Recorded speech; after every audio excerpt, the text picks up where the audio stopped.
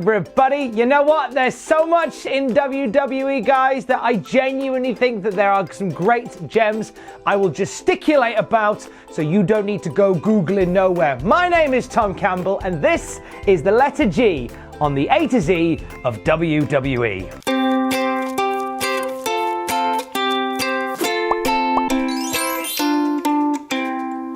G is for Gorilla Monsoon, an absolute titan of the then Worldwide Wrestling Federation, who would quite often go to 1 hour time limit draws against Bruno Sammartino, which was no mean feat when you consider that Gorilla Monsoon was plus 400 pounds at this point. He had cardio for days. Not only would Gorilla Monsoon mix it up with the wrestlers, but he'd mix it up with practically anybody that wanted to mix it up. Like that famous time Muhammad Ali hopped into the ring and sized up Gorilla Monsoon, which resulted in Monsoon picking up Ali and airplane spinning him round the ring for the entire world's press to see. Quite a moment. When Gorilla Monsoon's time in a wrestling ring came to an end, he transitioned to the commentary position where he and Bobby the Brain Heenan became the voice of the WWF during the Golden Era. They are the iconic tag team of commentators of good versus evil. Pretty much every major event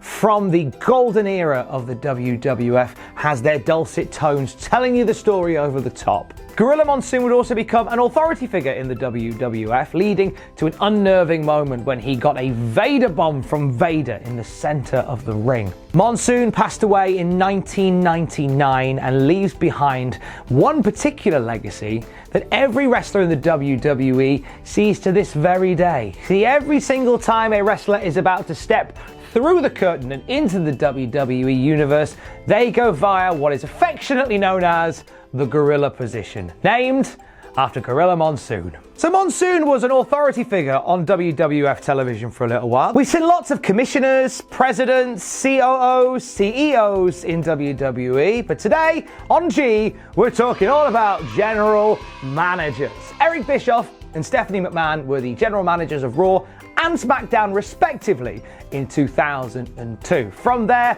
we see both brands take different people's authority. Names like Paul Heyman, Teddy Long, Kurt Angle, William Regal, Vicky Guerrero, Mike Adamle, AJ Lee, and Bret Hart have all assumed general managership of WWE programs at some point. Lest we forget Stevie Richards, who for a short while called himself the general manager of Sunday Night Heat. Yes, even Sunday Night Heat had a general manager that time. We can't talk about general managers without talking about the anonymous general manager from Monday Night Raw, in which Michael Cole would read emails, and I quote, sent from an unknown authority figure that I believe turned out to be Hornswoggle. Because that's kind of how you tie up most major storylines. You just say it was Hornswoggle. Speaking of storylines with a weird ending, G is for Gobbledy Gooker. Survivor Series 1990, and the egg is ready to hatch. What egg? Well, we've been talking all about this big old egg that was set to hatch on Survivor Series night. What could be in it? Gene Okerlund suggesting that it might be the Playmate of the Month. Oh, it could be a brand new wrestler. It could be something even greater. It turned out to be the Gobbledy Gooker. Massive guy in a turkey outfit, who then proceeded to dance in the ring with Mean Gene Okerlund as everybody booed. We're never quite sure what they were hoping to achieve with the Gobbledy Gooker, some people believing that it was set to be the mascot for the WWF, but the reaction that it got upon arrival probably put paid to the future of the Gobbledy Gooker. Incidentally, the guy inside the Gooker, Hector Guerrero, very talented wrestler from an incredible wrestling family. Cheers for coming, Hector. The next time we would see the Gobbledy Gooker would be all the way in 2001, as G is also for Gimmick Battle Royal. WrestleMania 17 took place on April the 1st. April Fool's Day seemed absolutely the right day to dust off a few of the old WWF gimmick cobwebs. Performers like the Iron Sheik, the Bushwhackers, Earthquake, Tugboat, the Repo Man, the Goon, and many other names from wrestling's past all piled down to the ring to take part in an over-the-top rope battle royal. The winner of which was the Iron Sheik, who dumped Hillbilly Jim over last. The reason that the Iron Sheik won the match is because he was the only one that wasn't capable of taking the bump over the top rope. As he was celebrating in the ring, Sergeant Slaughter slides back into the ring and for old time's sake locks in the Cobra Clutch on the Iron Sheik. USA, USA, USA. So who was ringside calling this prestigious match? Well, it would happen to be our next G. G is for Put That Cigarette Out. Okerlund joined the WWF in 1984 after a popular run in the AWA. Also worked as a radio presenter before he got into the WWF. He became the backstage voice of the WWF, the interviewer par excellence. Even teamed up with Hulk Hogan on one occasion to face George Steele and Mr. Fuji. Gene was the man backstage until 1993 when he left for WCW. It was great to see him return in 2001, and he was a part of WWE's reality TV show Legends House, which is absolutely worth a watch to see some of the old boys squabbling while the cameras are on. We're losing an F for this G, as G is for Get the F Out. You see, WWF lost a lawsuit to the WWF, and as a result of this, the WWF said you can't be called the WWF anymore.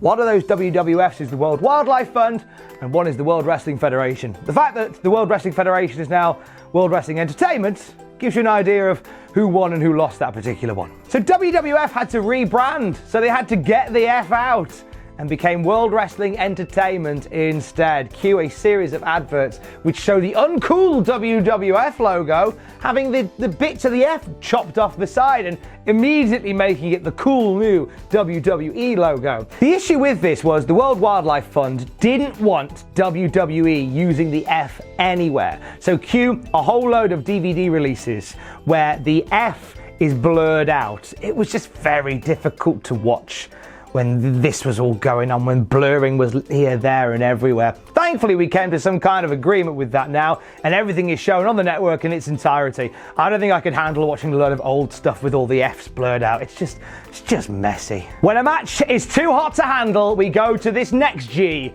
which is guest referee. You see, sometimes we need an extra person to put the stripes on, maybe an authority figure, maybe another superstar, because this rivalry is too intense, or maybe there's too many shenanigans and we need extra bodies in there. Notable guest referee shenanigan was from WrestleMania 10 when Mr. Perfect cost Lex Luger the WWF Championship in his match against Lex Luger. Throughout the years, we've seen guest referees used to different levels of success. One of the more hilarious instances of a guest referee is from SmackDown in 1999, which saw The Rock as the guest referee for Triple H versus the British Bulldog for the WWF Championship. If you'd like a laugh watching a guest referee match, please do watch that one. One thing's for sure, when there are guest referees involved, there is normally a lot of trouble going down. Normally, if a McMahon is forced to put the referee stripes on, expect something to go very wrong for at least one person in that match. Talking of McMahon, G is also